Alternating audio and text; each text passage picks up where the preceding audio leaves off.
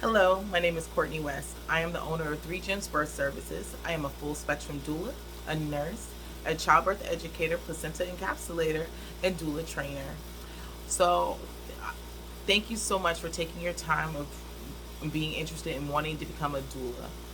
Many people come into doula for a lot of different reasons. Some because they feel just a natural call from ancestor and spirit that this is what they need to be doing.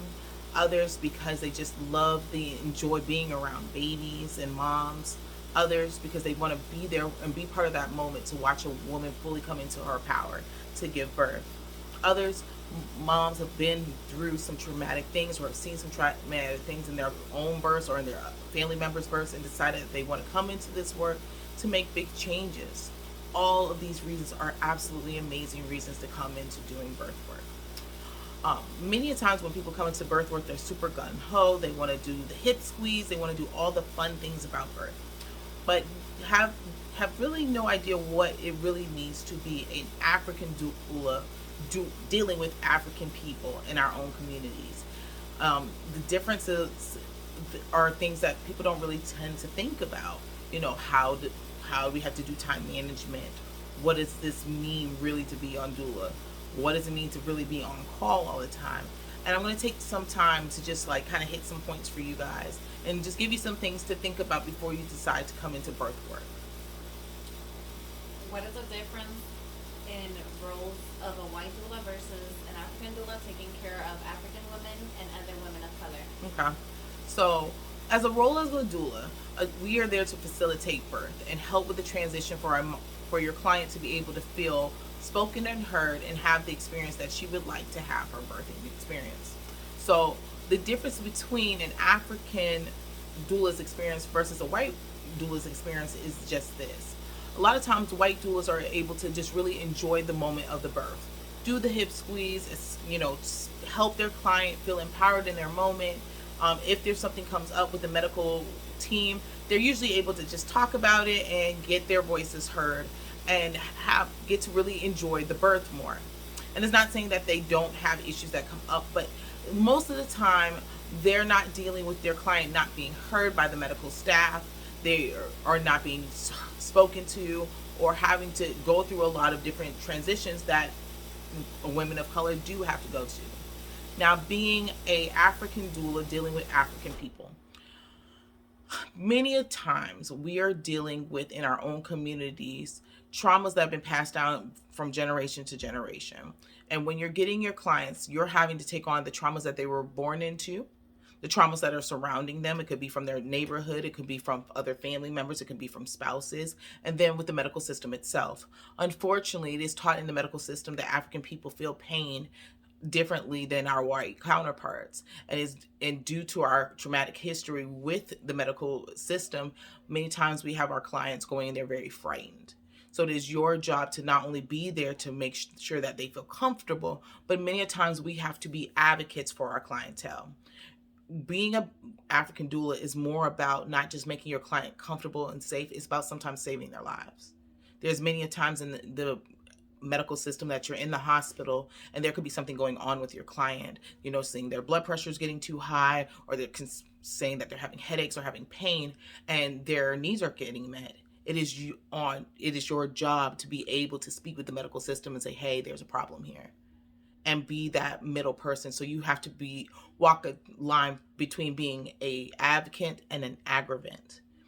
You cannot, as an African doula, you have to really walk a very fine line so you're able to take care of your client and make sure that they're being heard and that your voice doesn't get lost due to what you're looking at.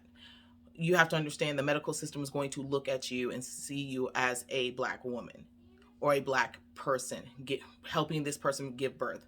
A lot of times they don't believe in what we're doing, so it is up to you to be able to make them see value in you and see value in your client. That is a lot of trauma to have put onto yourself, and that's a lot of trauma to be coming at you in a lot of different ways. Trauma comes out in stressors, and then a lot of times a lot of African doulas tend to have higher blood pressures and having different stressors because they don't know how to deal with being put in those types of situations.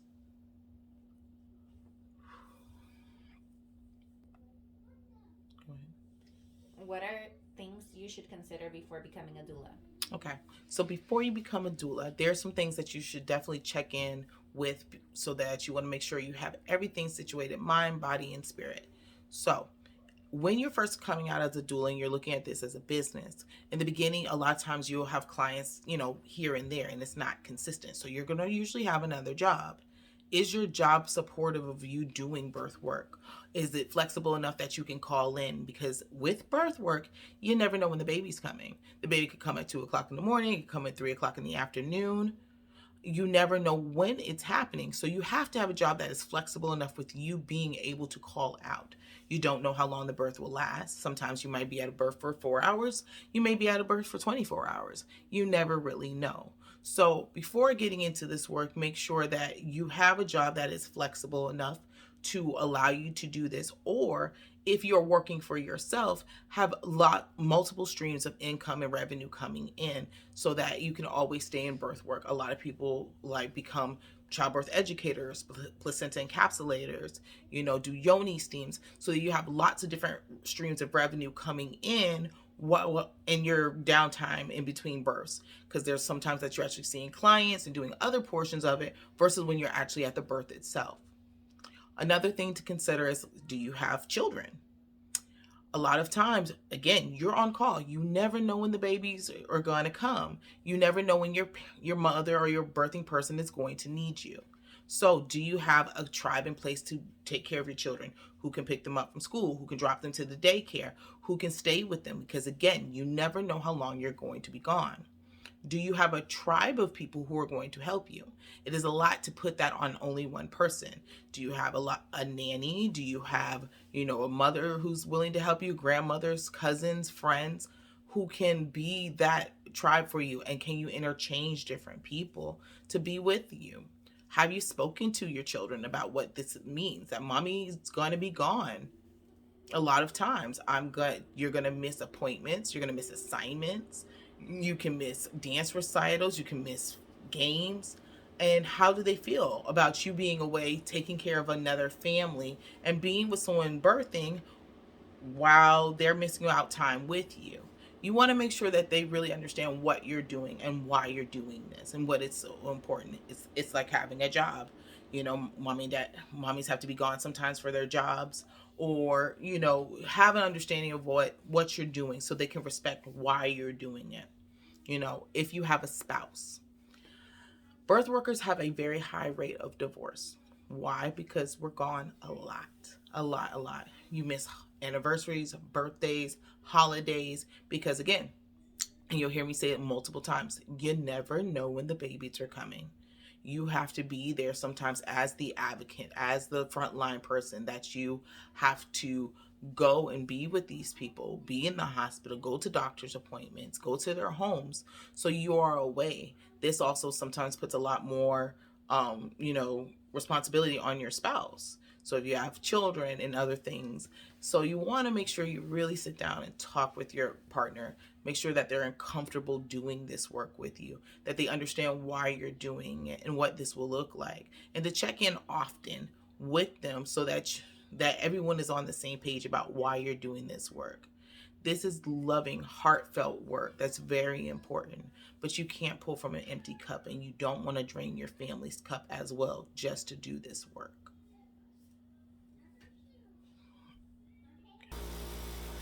So one thing I want to stop and really take space for is that a thing that we don't really talk about enough in Black birth work and African birth work is like the trauma that we take on and endure from taking on everyone else's traumas around us.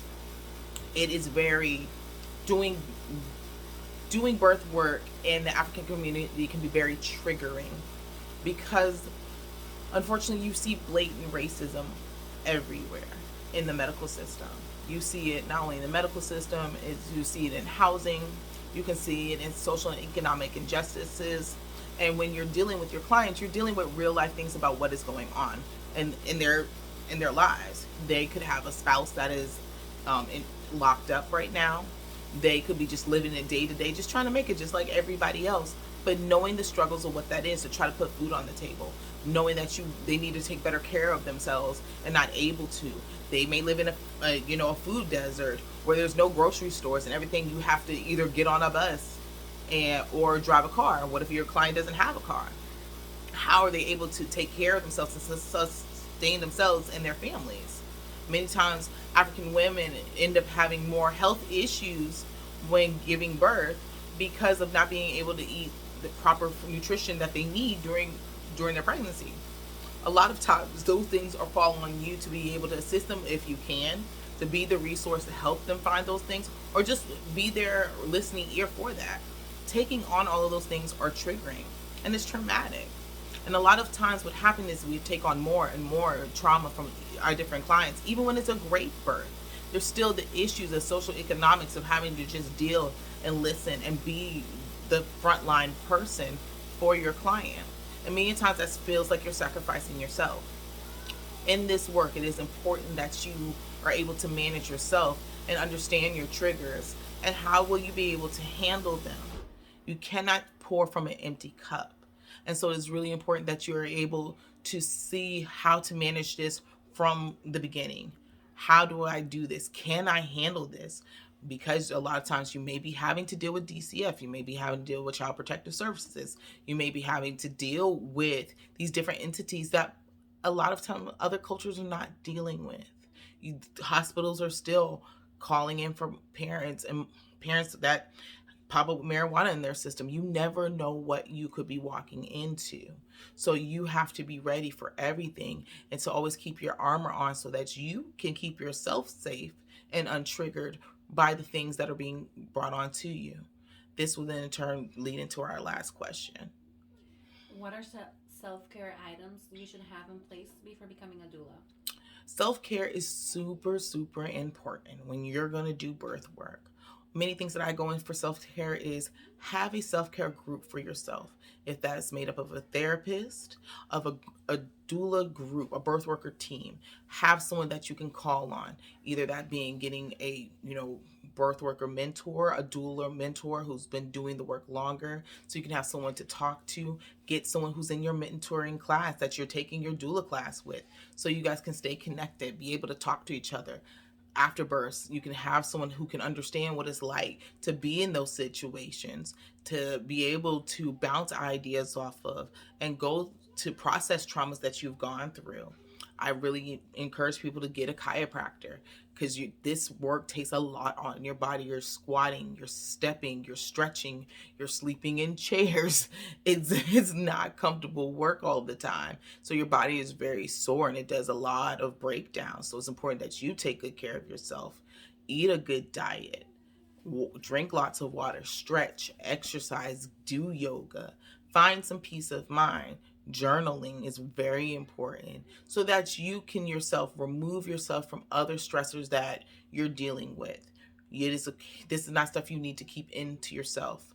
Also, learning how to focus on yourself and remove what are things that are going on with your client from yourself. You are there. You are their person. You are there to assist with that birth. But the things and the trauma that is happening, those are not your traumas. You are there to support your client through this transition so that she can have a healthy birth and have the best experience that you can assist in giving. You are important to take those times and to make sure that you're okay so you can continuously give this beautiful work. You cannot pour from an empty cup. So please make sure that you have certain things in place. Again, chiropractor is great, eating a nutritious diet, doing yoga, making sure you're drinking plenty of water, get mental health therapy available to yourself. Make sure you have a therapist available, and then also connect with other birth workers. Have a connection, have a group that you can always connect with somebody. Get yourself a doula mentor, someone who can check in with you, see how you're doing, make sure that you're able to process births, and so you have someone to bounce ideas off of and to ask questions to when you're in tight spaces with doing birth. Thank you guys for taking this time to listen and taking this information. Again, you're going down a beautiful journey, and this work is so fulfilling, not just for yourself, but for the families that you're taking care of. It's just important to be really aware of what you're walking into, how you're walking into it, and that you can be the best doula that you can be for yourself and for your clientele. Thank you for your time. You all be blessed.